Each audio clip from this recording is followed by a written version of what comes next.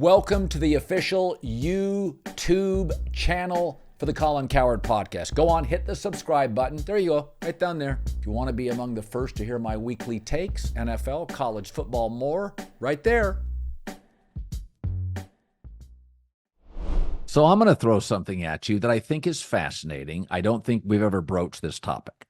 Okay. So this week I was reading on the internet. There was an NBA player. We know Jason Tatum really coveted time with Kobe Bryant. He really enjoyed time. Their basketball ideology is different. One is the ultimate, at times, selfish closer. The other guy's more collaborative, more of a giver.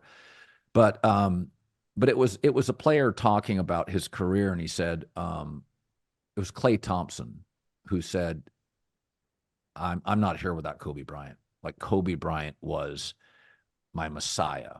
Everything funneled through Kobe."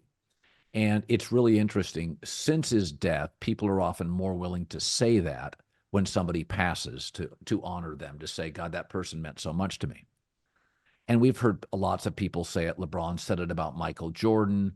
Kyrie just said it about Klay, or about Kobe. Kyrie just said he was about him being a mentor and a guy he looked up to, all of it. Yep. Don't you find it fascinating? Find a single quarterback who says, I structure my whole game around Brady. I've never seen one. It's fascinating. Oh, that's interesting. Because I thought you were going to say Aaron there, and I was like, oh, Caleb said Aaron. A lot of guys have said Aaron. Yes. Aaron, I can name 4 off the top of my head. Okay, that's where I thought you were going. And I was like, I think you're wrong here. But Brady, you're right about that. Isn't that fascinating? And so here's what I thought. This is my take, is that there are a lot of ways to be successful. But most great athletes or entertainers, artists, singers, they're all really artists. They're really all artists. Brady, less so than any great athlete at all, bordered on mechanical and efficient. He basically was the cheat code. He had the answers to the test. Yep. He literally walked to the line. He didn't have to make dramatic plays because he audibled out of them. He almost never got sacked because he could see it coming. And so artists, Caleb and Mahomes and Lamar, look at the best quarterbacks now. They're movers, and Kyler. And Herbert is another very mechanical processor and quarterback. I don't think Herbert will have a lot of people that say, even if he won Super Bowls, Justin was my guy, is that Brady, for all his greatness, is viewed as almost robotic in his dominance. And it doesn't curry love or favor or duplication from young people. So you're right. We've never talked about this. And I enjoy when we do this because I am hearing this for the first time. If you've talked about it on the show or on the pod, I haven't heard it. So this is the first time my brain's ever considering this, but it is, I also was trying to think, like, have I heard anyone, like, Mahomes talks about Brady, but only in he's the GOAT. He's got 7 Super Bowl rings. But not as far as I mimicked myself after him.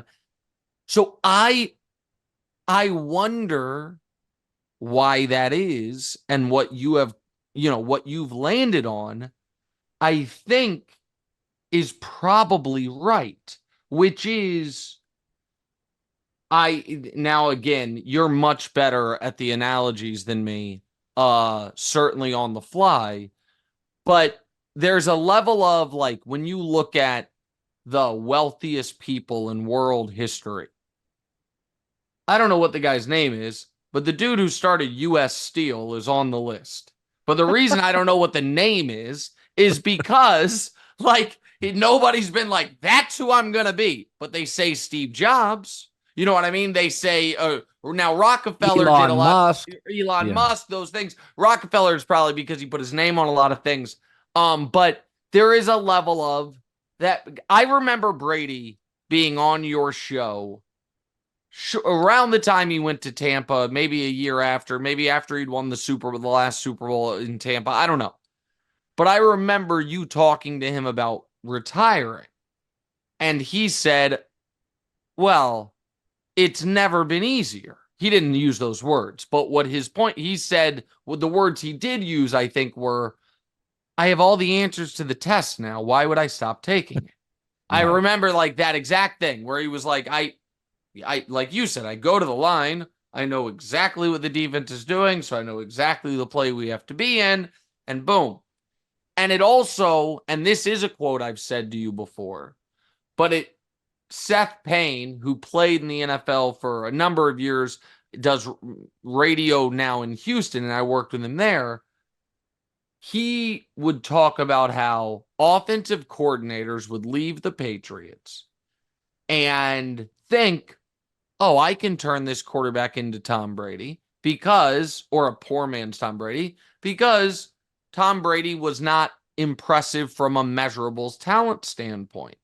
And what Seth said is, but none of those guys left the Patriots was like, I can turn this receiver into Randy Moss, because it was obvious, no, you can't.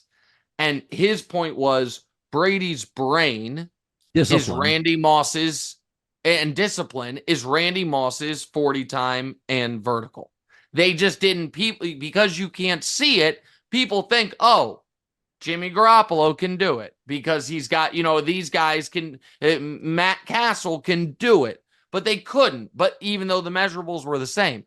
So it does make sense why, if your biggest talent is not apparent to people watching you, it's just it's not an aesthetic. Correct. Right. Like there are probably more people. It's so fascinating you say that, because it's right. We have all heard more quarterbacks say, I grew up wanting to be Mike Vick than wanting to be Tom Brady. We have heard more people say, certainly more people a generation ago, I want to be Dan Marino.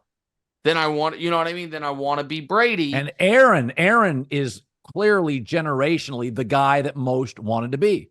Right. And there is a level of, and so I guess, since you brought up Kobe, the basketball comp would be, how many guys came up, how many guys have we seen feel like, you know who I modeled my game after? Tim Duncan. Won 50 games every year, right? But Duncan, same exact era as Kobe, and in my opinion, one slot on the all-time list above him, never had a down year, never missed the playoffs, all ruthlessly efficient, but nobody has tried to be Tim Duncan. Nobody. So he came into the league 25 years ago. Not a single person that I can think of came into the league being like, that's who I'm trying to be, Tim Duncan. And I don't think, now I understand some of that's personality, but also it is because nobody could deny what he did was effective and great, but it doesn't seem fun to emulate. Like, you will have more people, I guess, on that note, and we're in a bit of a Kyrie renaissance, and I'm happy for him about it, but you will have more people a generation from now that say, I grew up trying to be Kyrie than I grew up trying to be Chris Paul. Yeah. Even though, and I understand Chris Paul never won, but But Iverson had that. Oh, without a doubt.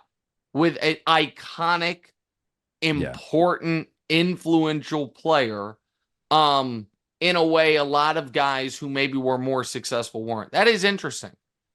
That nobody says I tried to be Tom. Isn't that fascinating? That is I'm trying to think if someone had said it, but a lot of people call him the GOAT. In fact, basically everyone does. But as far as who they modeled their game after, it is unique. And a lot of people say Aaron. A lot say Aaron. Well, he's got much more artistic flair. He throws basically off the ground. He whips it. He feels more off the cuff, more improvisational. Tom never feels improvisational. And it's, it's just, and I do think Justin Herbert is actually Brady's comp. Smart, disciplined, big. Teammates get the credit. Big. You don't think Herbert or Brady are big because they're thin. Stand next to Tom Brady. Jesus Christ, he's big.